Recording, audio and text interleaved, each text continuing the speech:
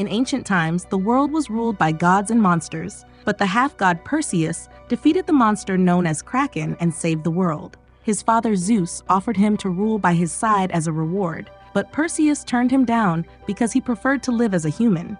Eventually, Perseus' wife died, but this didn't make him change his mind. He still lives as a simple fisherman and takes good care of his son Helios. One evening, Zeus visits Perseus to bring some bad news. The gods are losing their powers because humanity doesn't pray anymore. This means they can't keep the demons inside the gates of Tartarus anymore, and soon Kronos the colossal titan and father of all gods may escape and bring calamity to the world. Zeus wants Perseus to help them with this, but Perseus refuses because his priority is his son, and he doesn't think he has enough power to make a difference anyway. After Zeus leaves, Perseus goes to bed and begins having nightmares about Kronos attacking his village and almost killing his son. Meanwhile, Zeus meets with his brother Poseidon and his son Ares, who isn't happy to hear Perseus isn't coming, considering him irresponsible. They travel to Tartarus to repair the walls, and there they come across Hades, who still hates his brothers Zeus and Poseidon for banishing him into the underworld. Because of this, Hades decides to betray his family and attacks by releasing monsters. Since the gods are weak, they can't fight at full power. In the meantime, Poseidon got struck by a monster. Seeing his brother in injured condition, Zeus is distracted, and Ares takes the chance to knock out Zeus to join Hades instead. Then Ares steals Zeus's thunderbolt to become more powerful. At that moment, a bunch of creatures climbs out from the underworld to attack humans all over the world. Perseus sees one land in his village and rushes back to retrieve his sword to protect his home. But soon the creature comes back and causes everyone to run in fear. A chase begins through the village as Perseus tries his best to fight the monster and keep an eye out for his son. Whenever the creature breathes fire, Perseus uses whatever he has at hand as a shield, and when he gets close enough, he stabs any part of the beast he can reach. But when the creature is about to kill Helios, Perseus puts himself together and gets the creature's attention on himself, causing it to get tangled in a bunch of chains. The monster begins running away and drags Perseus with it, and once they're outside the village, Perseus grabs the chains and tricks the creature into breathing fire, which causes the creature to burn itself. Afterward, Perseus gets his wounds clean and takes Helios to the Mount of Idols, a place where people used to worship the gods, but nowadays is in ruins. They find Zeus's statue and start praying, but the one to show up is Poseidon, who barely manages to escape at the last second. He tells Perseus about the betrayal and that Zeus has been captured, so Perseus must find Poseidon's son Argenor, and together they shall look for the fallen god Hephaestus, who has the key to defeating Kronos. Taking his last breath, Poseidon asks Perseus to give his son his trident before he dies. In the meantime, Zeus is chained up for Tartarus to absorb his powers and use them to free Kronos. Ares uses the moment to explain he hates his father because he's always had clear favoritism for Perseus, who insulted the gods by preferring to live as a human. Kronos has promised Ares and Hades immortality if they free him, but Zeus thinks it's all a lie to get them on his side. Back in the village, Perseus finally accepts he needs to fight, so he says goodbye to Helios, who gives his father a wooden dagger he made himself. Then Perseus calls for his black Pegasus. This allows him to find Queen Andromeda's armies, who are getting ready to fight near the entrance to the underworld. The archers take position when they see him fly by, but they quickly put their weapons down when they realize this is the man that defeated the Kraken. While everyone kneels to him, Perseus reunites with Andromeda and tells her everything, including the fact they need to stop praying to Ares or they'll summon his presence. Andromeda accepts to help and takes Perseus to see Argenor, who is in jail for being a liar and a thief. Perseus explains the situation, and Argenor turns him down, not wanting anything to do with the gods that abandoned him. However, Perseus points out this could get him freedom, so Argenor asks for a royal pardon, gold, and a boat in exchange for his help. Andromeda accepts to give it all to him for the sake of humanity. Later, Andromeda learns that Hephaestus was the one who made Poseidon's trident, Hades' pitchfork, and Zeus's lightning bolt. If they put those three together, they can form the Spear of Triumph, the weapon the gods used to defeat Kronos the first time. Hephaestus lives on the island of Kyle, which was never found, but Argenor swears he knows how to get there. Perseus accepts to free him from his chains and hands him the trident, which Argenor immediately takes to full form and guides the boat to the island. When they make it to Kale, they realize there are hidden traps everywhere. Andromeda's guards want to pray to Ares for protection, and Perseus has to remind them that Ares isn't on their side anymore. The group tries to be careful, but Argenor still walks into a wire and gets captured inside a trap. While they discuss how to get him out, the trap is suddenly taken away by its ropes, and Perseus tries going after it,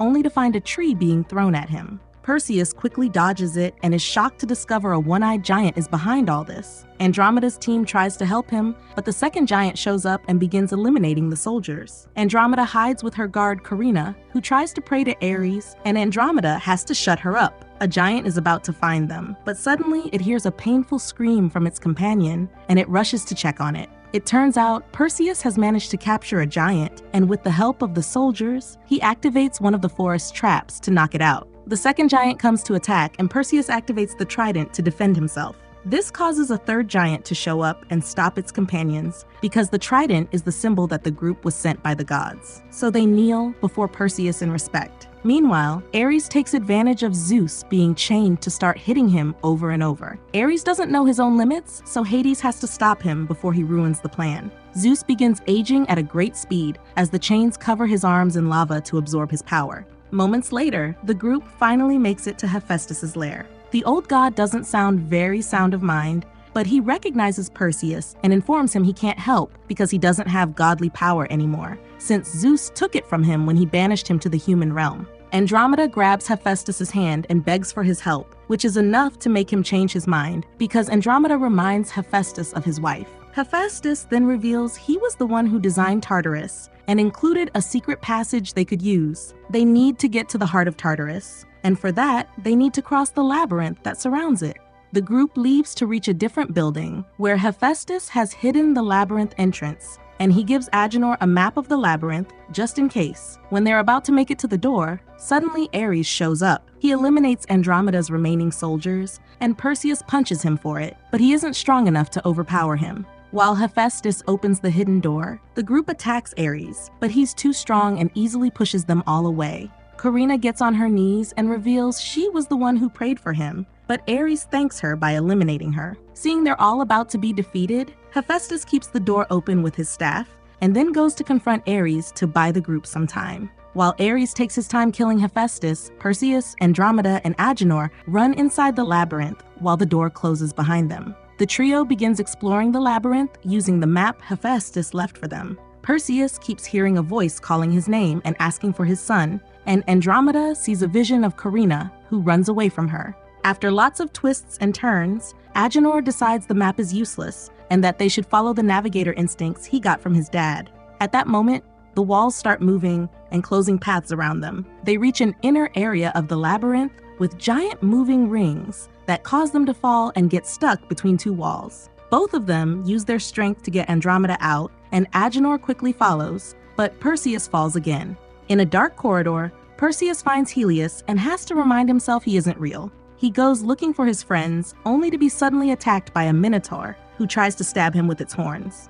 A fierce fight begins, and after lots of struggle, Perseus manages to push the minotaur into a wall to get its horns stuck. Then he begins beating him up, and when the horns break, the Minotaur tries to use Helios's voice to ask for mercy, but Perseus ends it anyway. Since the Minotaur was the protector of the labyrinth, now his end opens a clear path for Perseus. He reunites with his friends, and together they finally enter the heart of Tartarus. Meanwhile, Zeus apologizes to Hades for banishing him into the underworld and confesses he forgives Hades for capturing him now. Hades starts changing his mind since he's always wanted the approval of his family, but at that moment, Ares shows up and attacks him to stop him from freeing Zeus. After exchanging a few hits, Hades grabs Ares and makes them fall into the abyss, while Kronos finishes absorbing Zeus's power and finally starts waking up. The trio arrives, and Perseus uses Poseidon's trident to free Zeus, while Ares makes his way back up, ready to keep fighting. Andromeda and Argenor try to stop him to no avail, but suddenly Ares falls when Hades attacks him from behind. The trio runs away with Zeus, but Ares takes the pitchfork from Hades and throws it at Zeus, stabbing him in the back. Zeus uses this as an opportunity and puts together the pitchfork and the trident to make the group teleport out of Tartarus. Furious, Ares injures Hades, and then he checks the area to discover Perseus dropped Helios's gift. Minutes later, the group appears at Andromeda's camp, but Zeus doesn't have much time left. He tells Perseus that Ares has his lightning bolt, so they need to steal it and make the spear, which only Perseus can wield. The group makes a plan. Argenor, Andromeda, and her army will hold Kronos back while Perseus gets the bolt. He prays to Ares and asks him to meet him at the temple, which he reaches by flying on his horse. the entrance to the underworld explodes, bringing all kinds of monsters with them. The humans fight with all the weapons and strategies they can muster, but they won't be able to hold on for much longer. Suddenly, Hades shows up at the battlefield to visit Zeus, holding his hand as he accepts to forgive him and shares his last bit of power. This makes Zeus look young again and heals his wounds. Then both gods join the fight, bringing down monsters as if they were flies. Meanwhile, Perseus arrives at the temple and discovers Ares has brought Helios because he wants him to watch his father be taken away like Ares had to watch his own. A fierce fight begins between the brothers, but it's easy for Ares to overpower a semigod. When Ares is about to kill Perseus, Helios comes forward with his dad's sword, which distracts Ares. Perseus uses the chance to jump on his brother from behind and steal the lightning bolt, which he then uses to finally eliminate Ares. Now that he has the three weapons, Perseus puts them together to create the Spear of Triumph. Meanwhile, Kronos finishes awakening and appears on the battlefield, so Hades and Zeus concentrate on attacking him. Their power is weak and can't do much, thus Kronos ignores them to start destroying the area instead, shooting lava all over the place. Perseus arrives on his Pegasus, but he can't come closer to strike because of all the raining lava. Hades and Zeus put their powers together to land a good hit on Kronos and give Perseus the chance to fly closer.